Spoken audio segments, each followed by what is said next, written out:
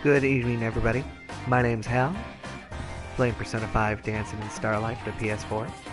Let's do this. Really, one of the things I wanted to do was, so I bought the season pass for the songs, which didn't include, absolutely 100% did not include Goro Akechi's special dance for Willpower, or Shinjiro Aragaki's special dance for the Battle Hymn of the Soul. Those were both included on the Dancing Endless Night Ultimate Collector's Edition that I got, and of course pre-ordered and picked up the night before, because I'm a slut for this series. It also did not include the special DLC dance for Theodore, which I have paid an extra $5 for. It also did not include the special DLC dances for Lavenza, Labrys, or Shominazuki, which I do not yet have, but will have, I'm sure, before I'm finished streaming this whole game. Well, what it absolutely did include was all of the other DLC songs, plus a bunch of songs that you could only get through the season pass. And the season pass is $25, and if you count everything that's in there, but don't count the stuff that you can also download for free, you get 26 songs. 26 songs for $25, it's worth it, especially since the main draw for me were those songs that were in the Persona Cinematic Collection, because a lot of them were opening themes for all the other Persona games. So I want to play those. I want to play those right now. I'm not going to do any social because I'm honestly just feeling dancing, and I want to do some opening themes. I'm not going to be playing everything from the Cinematic Selection. I'm not going to be playing everything from the DLC, but I will be playing all of the opening themes. So let's dance. All right, so let's see.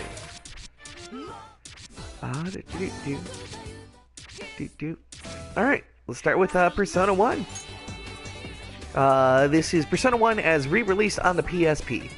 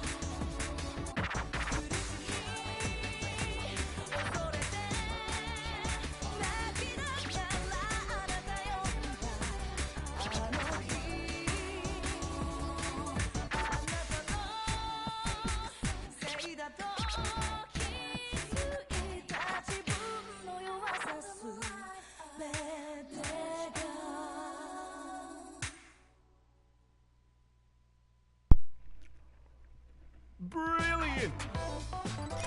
Alright, I may have a lot of complaints about Persona 1, But even just playing that chart and listening to the opening theme makes me really want to play it again. It's my least favorite Persona game, straight up. And I honestly, many times just hate it, loathe it. But also, there's a part of me that kind of really loves it. Still, I'm just sort of sitting out, like, I played through the main quest and gotten the bad ending. I played through the Snow Queen quest and gotten the good ending. And right now, I'm on, as of like a year ago, I'm on another playthrough where I'm getting the good ending of the main quest, but I'm like at the last save point before the final boss because I'm just not ready for that nonsense. Anyway. And the next one is a bunch of cutscenes from Persona 1, both from the original PS1 version and the PSP version, and a remix of the Snow Queen theme. But not gonna do that, because that is not an opening theme. We are moving on to Unbreakable Tie, the theme for Persona 2 Innocent Sin, as re-released on the PSP.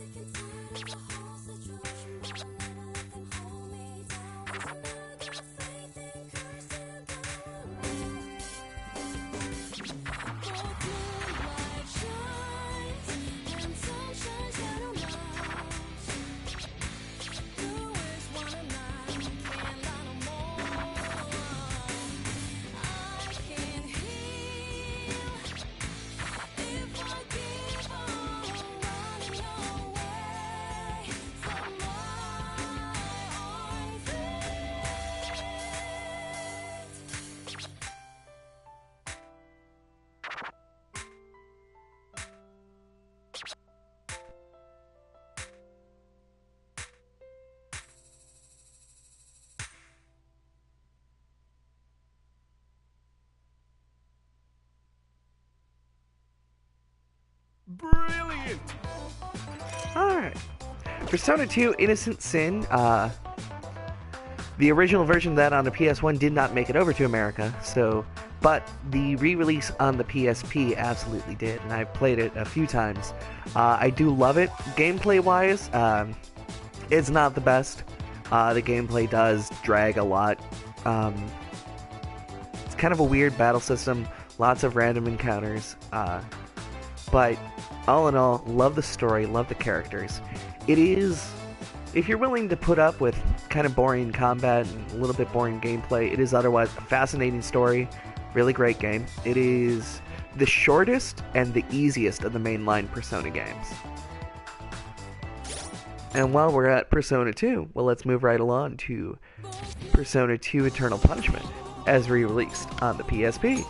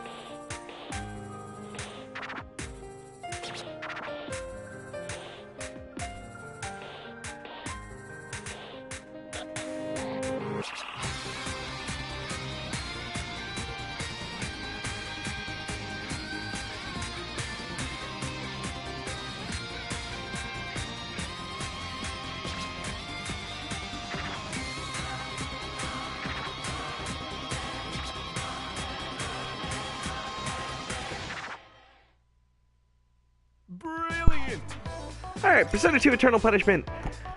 That did, the PS1 version did make it over to America, but the PSP version didn't, which is unfortunate. I would saw off my arm for the PSP version of Eternal Punishment to be re-released in America.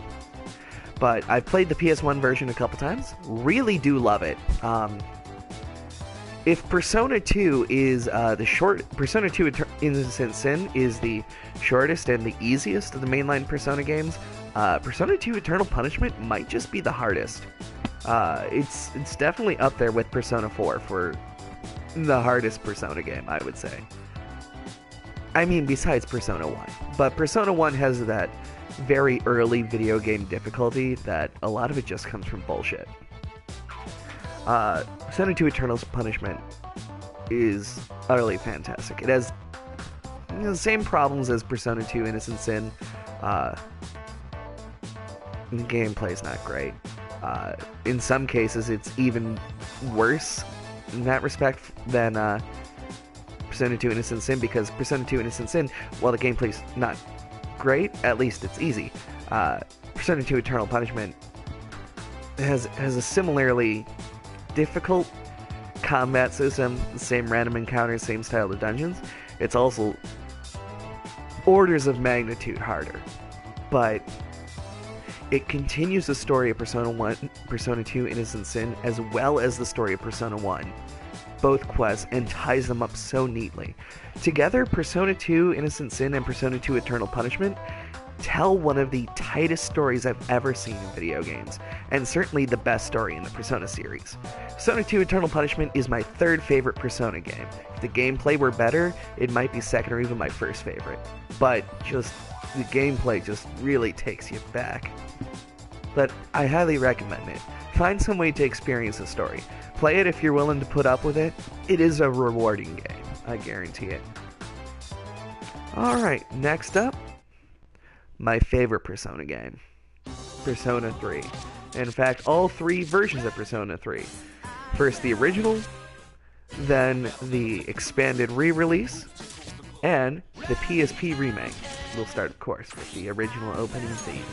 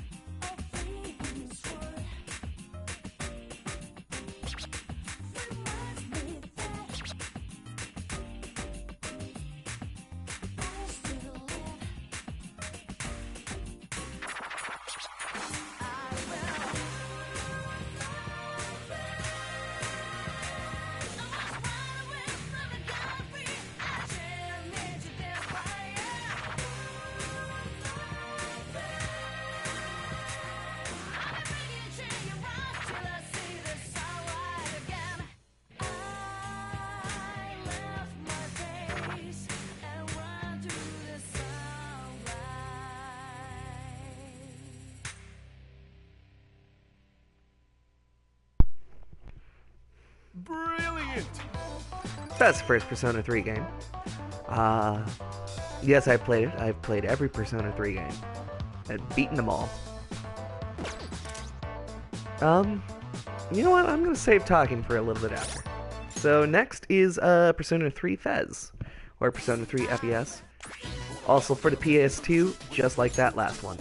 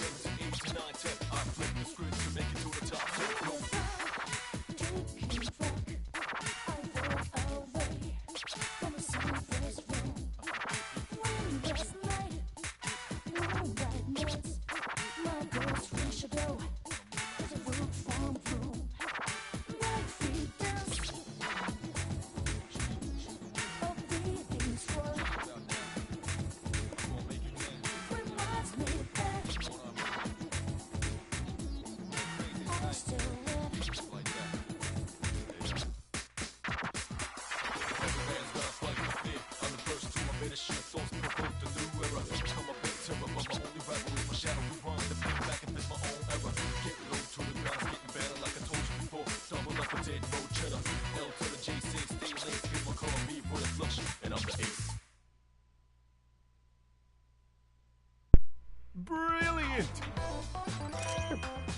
Persona 3 Fez was on the PS2, released a year after Persona 3, added a bunch of new fixes, including just more content to do, a new social link for Igus, which I think was extremely important. She's a very compelling character, and having the social link is tremendously important for finishing that. And also, keeping with her being a very compelling character, they added the epilogue, the answer. Now, the answer is a 20 to 30 hour epilogue. It's playable, obviously. It is harder than hard mode, I would say, in the base game. But, and you know, I hope if they ever do, well, I'll talk about that next. Anyway, next, Soul Phrase, the opening theme to Persona 3 Portable on the PlayStation Portable.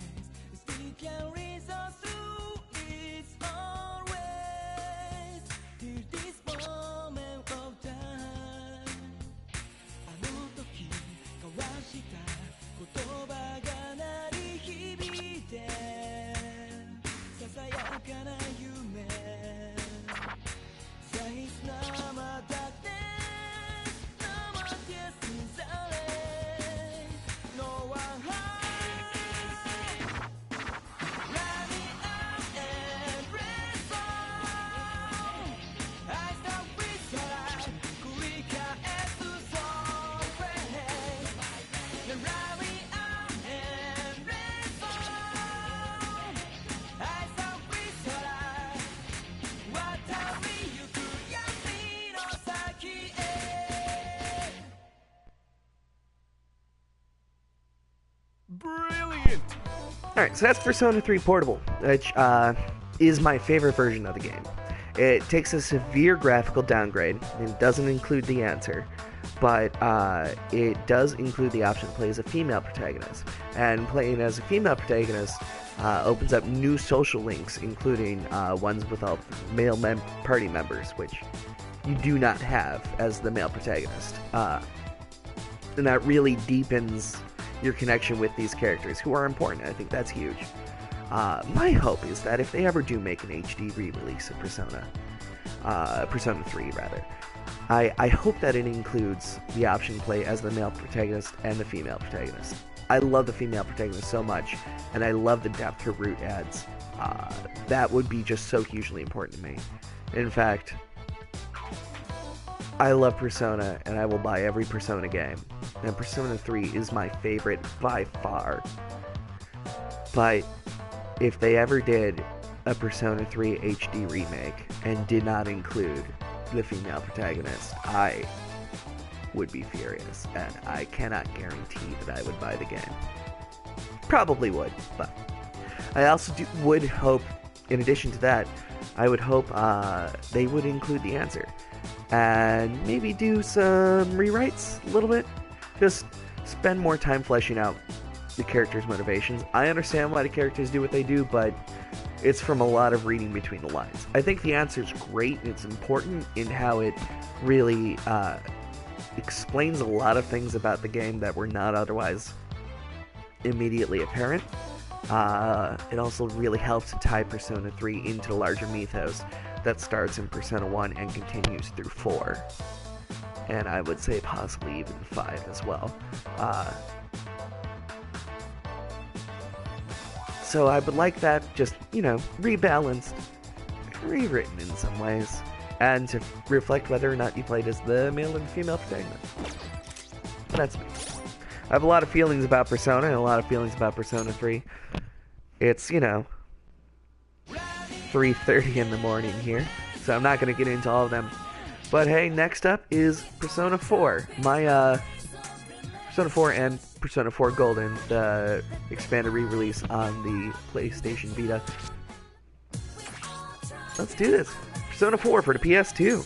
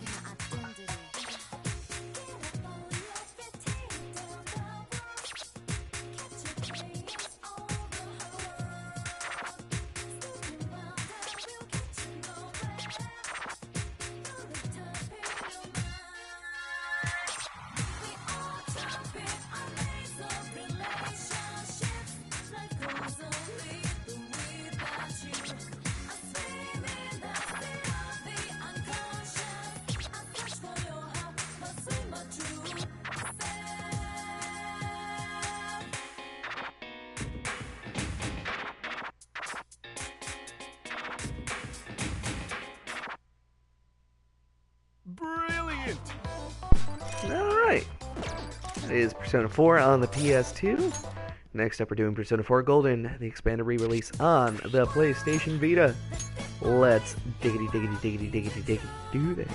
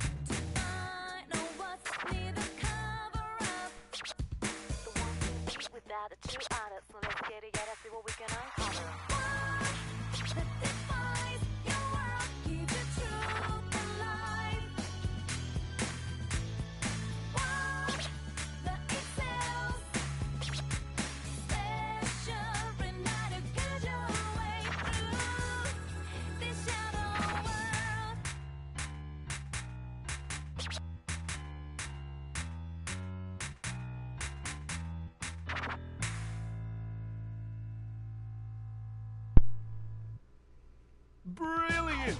Alright. So, Persona 4 and Persona 4 Golden. If we take that collectively, if we take, each game and all of its remakes as one collective thing, Persona 4 Golden is Persona 4 is my second least favorite Persona game. It is definitely the weakest of the modern Personas, by which I mean 3, 4, and 5. In my mind. However, that is by no means really any points against it. One, the anime adaptation, Persona 4 the animation, is one of my favorite anime of all time. It's just really, really good, and it addresses a lot of my problems with Persona 4 itself, which are with the gameplay. One, just how long it takes you to get to any real gameplay. It's about 3 hours before you get to any combat. Two, what no one ever talks about is how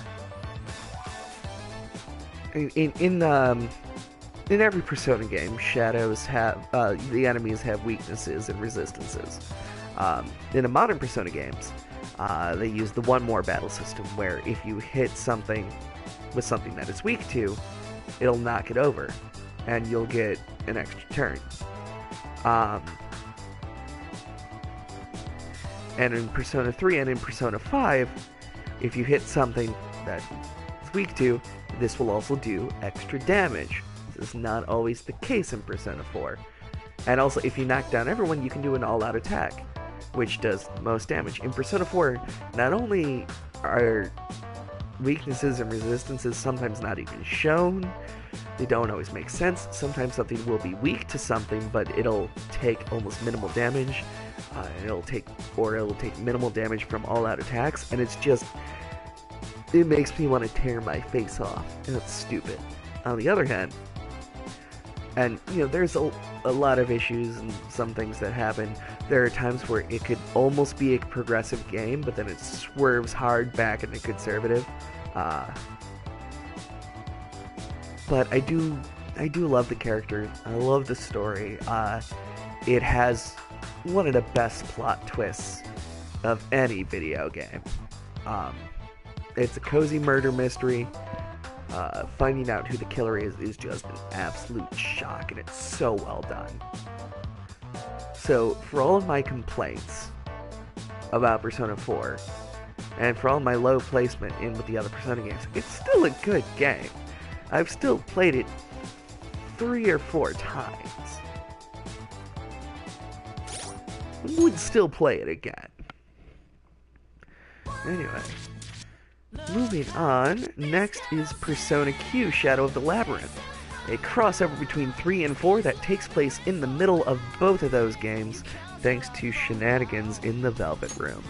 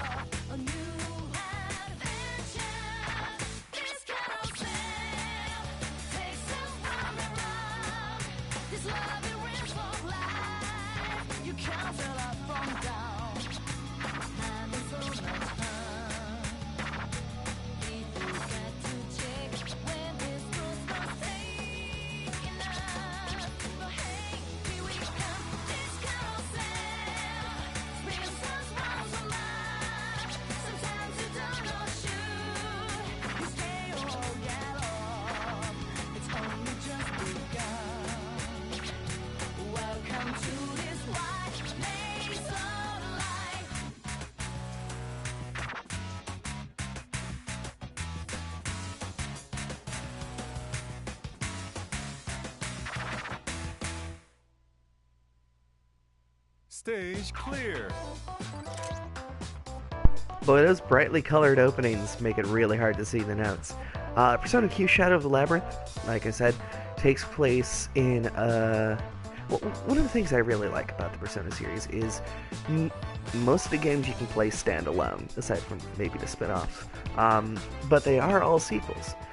Persona, and they all take place in the real world in certain points of time. Persona 1 takes place in 1996. Persona 2 Innocent Sin takes place in 1999. Persona 2 Eternal Punishment takes place about a month after the end of that game. Persona 3 takes place in 2009. Persona 4 takes place in 2009 to 2010. Persona 4 takes place in 2011 to 2012. And Persona 5, despite the fact that it doesn't say it in the game, if you look at how calendars line up and the things that are saying, the only year they can really take place is 2016. Persona Q Shadow of the Labyrinth takes place both in September of 2009 and in October of 2011, as party members from each game are pulled into an alternate dimension outside of time and space. Do things. I really like the gameplay in Persona Q. It's it's based on Entry and Odyssey, but it's really like, hey, what if the gameplay in Persona 2 was actually fun? In my opinion. So let's see. They're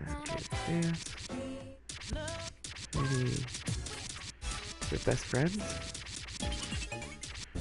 Oh, I guess not. So it doesn't look like there is a DLC for the openings to, or at least I don't have it. You know what? I seem to recall there being it. Bear with me here while I,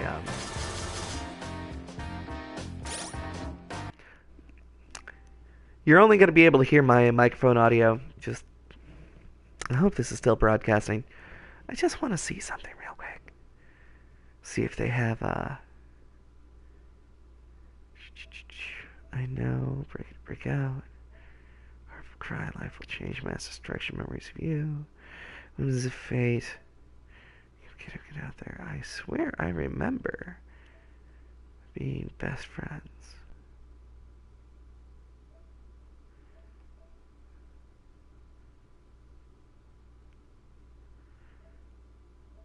Well. Anyway. We're back. Sorry about that. Alright, well, looks like there's no openings for, the Persona fighting games, Persona 4 Arena and Persona 4 Arena Ultimax. So Persona 4 Arena takes place a couple months after the end of Persona 4. And Persona 4 Arena Ultimax takes place 2 days after the end of that. And then a couple months later is Persona 4 Dancing All Night.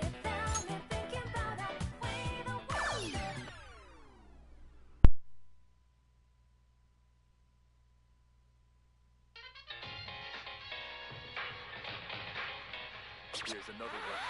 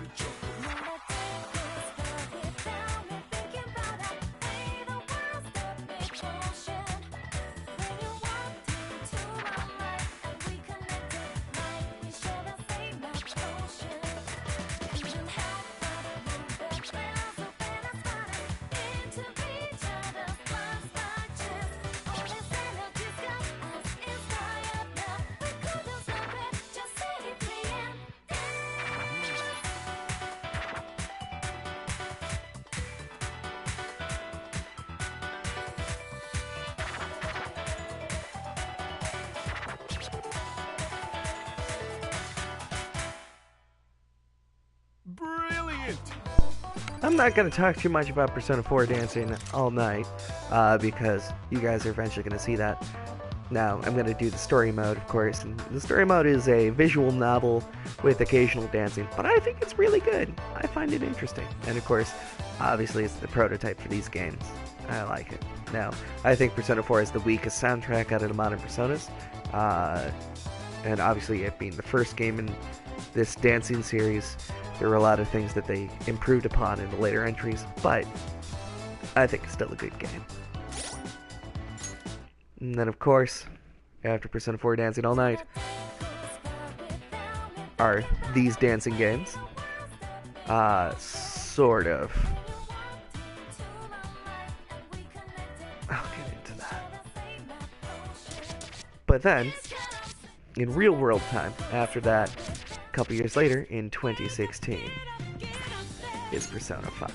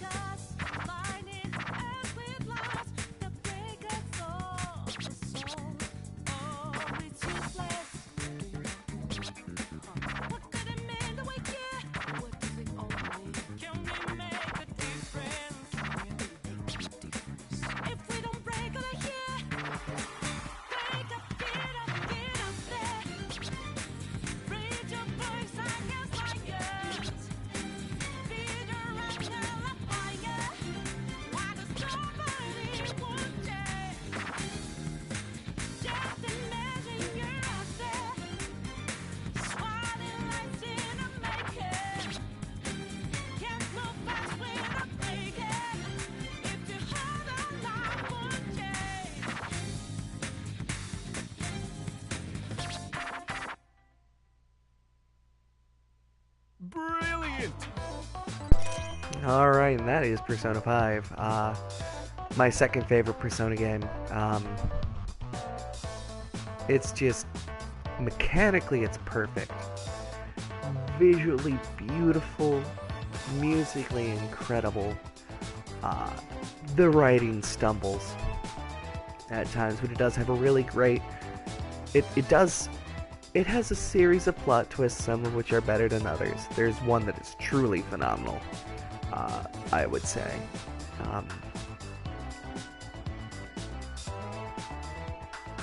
I think because of how nearly perfect the game is, its flaws become more easily apparent. Other people will spend time outlining the flaws of Persona 5. I will not be one of those people.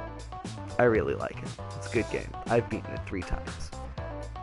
Hell, I'd play it a 4th time.